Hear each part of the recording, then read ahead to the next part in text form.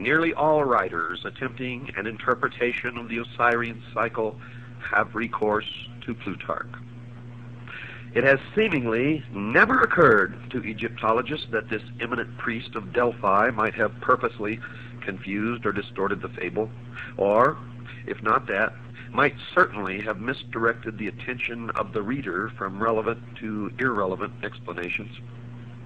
Two factors must certainly be taken into consideration when reading Plutarch. First, he was an initiated priest of the mysteries. Of this there can be no doubt. For he himself says, quote, "For the mystic symbols are well known to us who belong to the brotherhood," unquote. And in those days it was known as the brotherhood of the snake, and those who possessed the knowledge of the secrets of the ages wore the symbol of the snake on their headdress. And in the Egyptian hieroglyphics, you can see the members of the mystery religion of Babylon in the hieroglyphics as they wore the snake on the front of their forehead.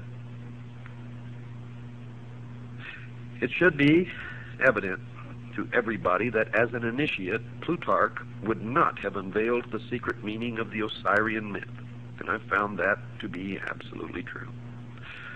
No man of his priestly station or philosophic mind who so greatly venerated the gods as to attach himself to their service would have been guilty of the impiety of profaning their mysteries, and he would not have violated his oath of secrecy. Furthermore, had his treatise actually exposed any of the secrets of the rites, he would most probably have perished miserably, or at least been publicly disgraced.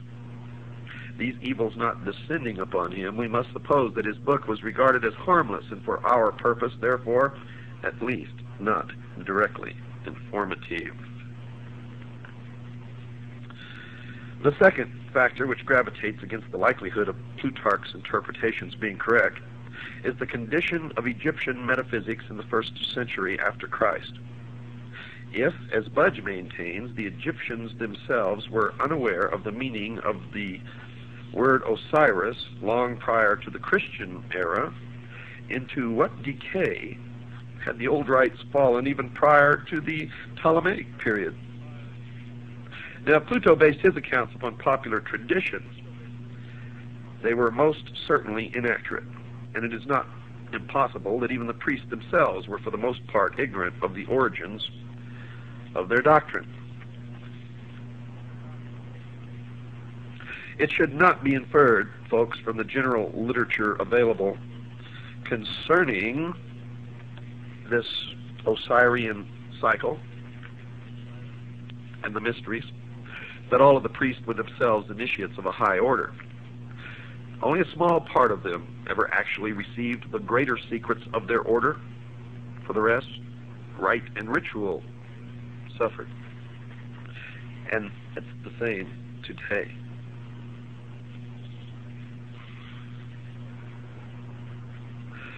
Democritus spent a great part of his life in Egypt, and from the priests of that nation, he secured the foundation for his celebrated doctrine of atoms. That's right, folks, atoms, A-T-O-M-S. A doctrine which has survived as a scientific fact to this day. From all these different philosophers who visited Egypt, we shall secure a better estimation of the profundity of Egyptian learning than from even the Egyptian writings themselves. Plato went to Egypt and was initiated into the mysteries in the Great Pyramid, where he lay for 3 days and 3 nights in the sarcophagus, during which he was imparted knowledge which he was to guard, protect. He describes his initiation in his writings. I suggest that you read it. If we can assume the pragmatic viewpoint that the substance of matter is to be determined from its consequences, then we must indeed highly reverence the wisdom of the Egyptians. For it seems that first among the consequences of that wisdom is civilization itself. That cannot be doubted. Civilization is no fable, nor is it a progeny of myths, but that which is real and substantial. And it bears witness to a profound and superior wisdom, which must have existed over a great period of time, and have been communicated to at least a privileged few since the very beginning of man's cultural impulse.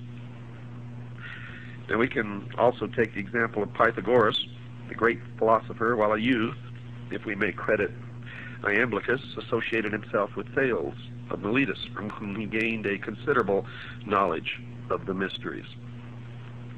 Thales, being at that time of great age and infirm body, apologized for his incomplete understanding of the sacred doctrines and urged Pythagoras to visit Egypt, the motherland of wisdom, as it was called in those days.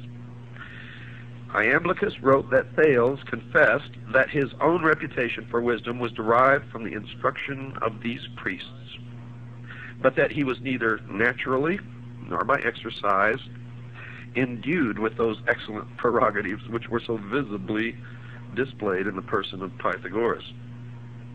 Thales therefore gladly announced to Pythagoras, from all these circumstances, that he would become the wisest and most divine of all men if he associated with these Egyptian priests. Iamblichus then describes the journey which Pythagoras made to Egypt, how en route he was initiated into the mysteries of several nations, and at last, arriving at his destination, was received by the Egyptian priests with respect and affection. He associated with the Egyptian philosophers for some time, and after demonstrating by his sincerity and consecration that he was worthy to associate with the initiated, he was at last admitted into the secrets of their orders. Quote, he spent, therefore, observes Iamblichus, 22 years in Egypt, and the adyta of temples, astronomizing and geometrizing, and was initiated, not in a superficial or casual manner, in all the mysteries of the gods. Pythagoras must be acknowledged among the first of those divine men to whom the race is indebted for the principles of science, art, and philosophy. And are we to presume that so noble an intellect could have spent 22 years pursuing fabulous shadows in Egyptian crypts?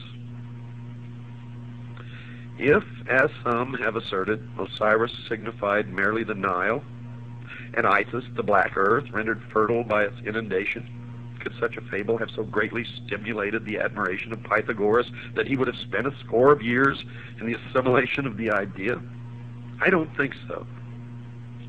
Or again, would he have spent this great length of time, the very best years of his life, in memorizing the myth-encrusted history of an ancient king who at some remote period had reigned in Egypt and whose memory seemed sufficient to inspire a vast civilization for some 6,000 years? By the way, that's the exact number of years in the calendar of the Mystery School and of the Freemasons.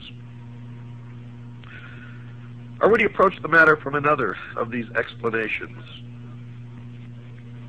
Would Pythagoras have pounded himself for a score of years against the walls of Memphis and find himself fully rewarded by being informed with bated breath by some archi-magus that Isis is the dog star? I think not. It's not impossible that in the course of its long and illustrious history, folks, Egypt devised many opinions relative to her sacred myths, but no such explanation has involved Egypt alone. Her histories, her heroes, or her agricultural problems could have caused illustrious men from all parts of the world to have visited her in quest of essential wisdom, the central core of which is the myth of Osiris, Isis, and Horus, known as the Osirian cycle. The Nile meant nothing to the Greeks, who cared little whether it rose or fell. The sneezing you hear in the background is my dog Sugar Bear, who always accompanies me into the studio to do these programs. Not Egypt, but the Umbos of Delphi was the center of their universe in Greece, and local fables derived from Egypt's 42 gnomes could never have won for the double empire its illustrious reputation as patron of all learning, human and divine. So we must look deeper. And look deeper we did, folks. And what we found